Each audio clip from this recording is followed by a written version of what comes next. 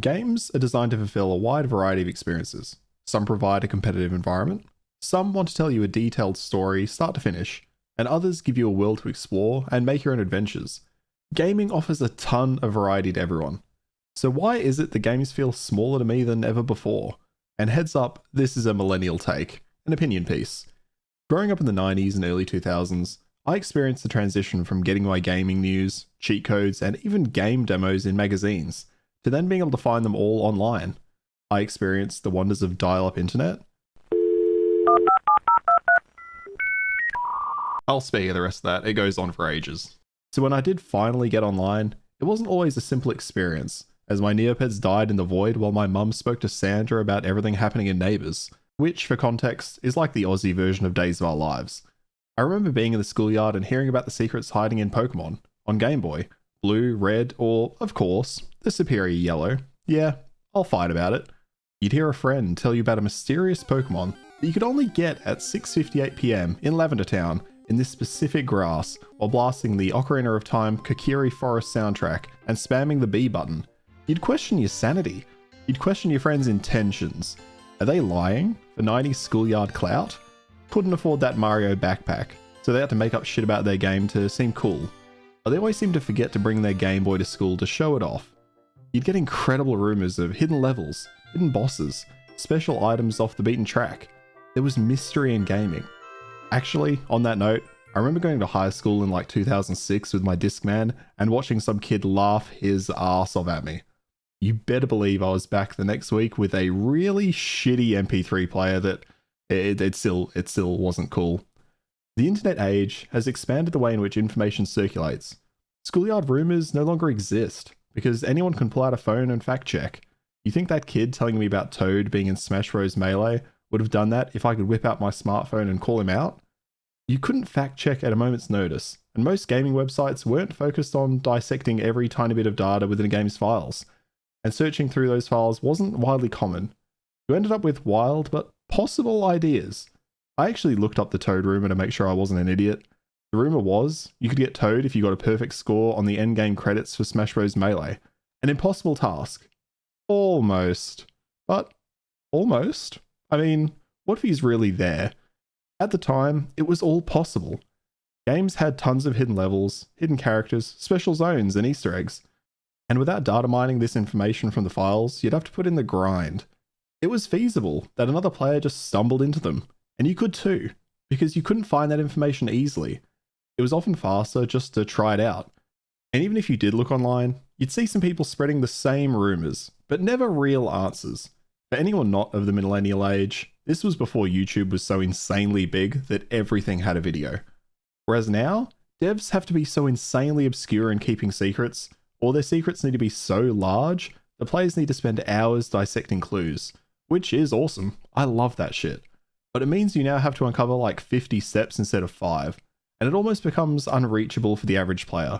It becomes a grind for the few, rather than a mystery to be uncovered by all. And now those few can upload a detailed guide within a few days, if not less. Which I should say is awesome. I love where technology has taken us. But when everything is available to be seen online, what's left to uncover? This also bleeds into competitive games as well, and brings metas to the forefront day one. Want to know the best gun to use in COD? There's 50,000 videos and just as many articles. What about the best build for your RPG? It's all there. Now I'm not shaming that. I myself have done a couple of random guide videos in the past. It's not wrong for people to make them, view them, any of that. I just miss the magic of not knowing everything because the evidence is so easily accessible now. I remember playing games back in the day. I'd see someone using an AK while I was using an M4. They'd come out on top more often than not, and of course, it couldn't be my skill. Back then I had the acute mind of a teen, not the dwindling skill of a 30-something. So the gun was definitely the issue. You'd really only know the truth if a gun was absolutely broken. Do you remember the Model 1886 akimbo shotguns in Modern Warfare 2? They were brutal. It was maybe a week or two into the game, and one day I jumped on and like 75% of the player base were there sprinting around one-shotting people across the map with them. You just don't get that anymore. Those hidden gems. So what does it look like today? I've recently played through the entire Elden Ring DLC, which I streamed here on YouTube and Twitch Tuesdays and Thursdays, 6 PM Australian Eastern Standard Time. And these games are one of the few bastions for mystery I have left.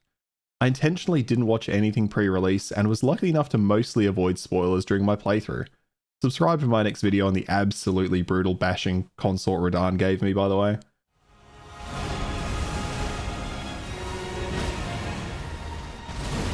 No! No! No! Please! It was supposed to be over! Look at his fucking health!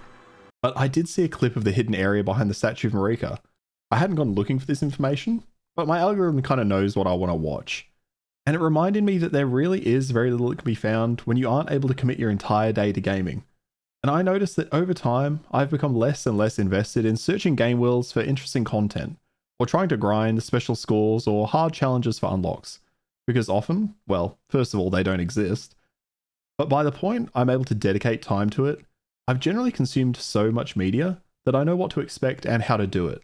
So at that point, is there much satisfaction in completing it myself? I think it was the original Dark Souls release that was one of the last times games had real mystery for me. Finding the hidden painted world was such an insane high that I just don't see in games anymore. That one I think was partially sparked by a rumor I'd heard, likely from someone that had watched a guide, but I remember finding the doll and jumping into the painting, bringing that magic back, if only briefly. And I hear you, angry commenter. Well, if you don't want mystery spoiled, don't watch anything. And I don't disagree with you. That is the correct way to approach it. And that's what I've done for Elden Ring. And it's been one of my greatest highs in gaming in a long time. When Consort Radahn came out, I was ecstatic. Less so 3 hours later. I don't bring this up to complain. It's just an observation on how much the landscape has changed. We now have guides day one for everything. And by day 2 or 3, there is no mystery left in most games. There are guides for the most efficient farming, locations of the best items or drops, and everything else. I'm currently deep into the new Path of Exile League, and I'm loving it. But I have both a love of mystery in gaming, and a deep desire to ensure I'm gaming efficiently. And knowing that information is out there is half the problem for me, which might be me getting oddly specific, I know. I know that I could spend tens of hours trying to dissect the new League mechanic, or I could just watch a video from a full-time content creator that's been able to do that while I was stuck at work. Just having that information available and knowing it's there, I can't get it out of my head. I can't get over the idea of why would I bother grinding it just to come to the same conclusion? Why grind for all those hours when I can get the same information in 20 minutes plus an ad sponsor and set myself up for a stronger endgame? I believe a lot of this is the social aspect of gaming. Even in PvE games, it breeds levels of competition. Players want to strive for the best build. The best and fastest clears in PoE is one I've been thinking about this week. I have a friend who loves Path of Exile. Fucking loves it. Hates using builds because he thinks it takes the fun out of it. And I do agree. But I also can't help but use builds most of the time because I hate the idea of being inefficient. I don't want to spend 20 hours getting through the campaign when a build similar to mine is online and it would have got me there in 15. I occasionally jump in to do my own runs, try my own builds, but I can't dedicate the time to all those nuances of it I used to, which is both a symptom of the change in landscape and having less time to dedicate to gaming. It's not a problem I think needs to be addressed, but I do miss that level of mystery and intrigue, having that overall social and community excitement of what could be, rather than knowing with absolute certainty what is. I really do miss that aspect of chatting to friends, theory crafting whether these rumors could be true, or are they all just propaganda? Who knows, maybe I'm just turning into a millennial boomer, but these are just my thoughts. Tell me yours in the comments. Do you think mystery still exists in gaming? Maybe you enjoy the fact that all this information is readily available, so you don't have to do that grind to find it. I'll be honest, there are often times I'm really thankful there are guides, but part of me does long for that time before I could just find out any information I wanted on a game, where I had to actually think about it, talk to my friends, theory craft, figure it all out. But hey, let me know where you stand. And as always, if you want to help me out, you already know how.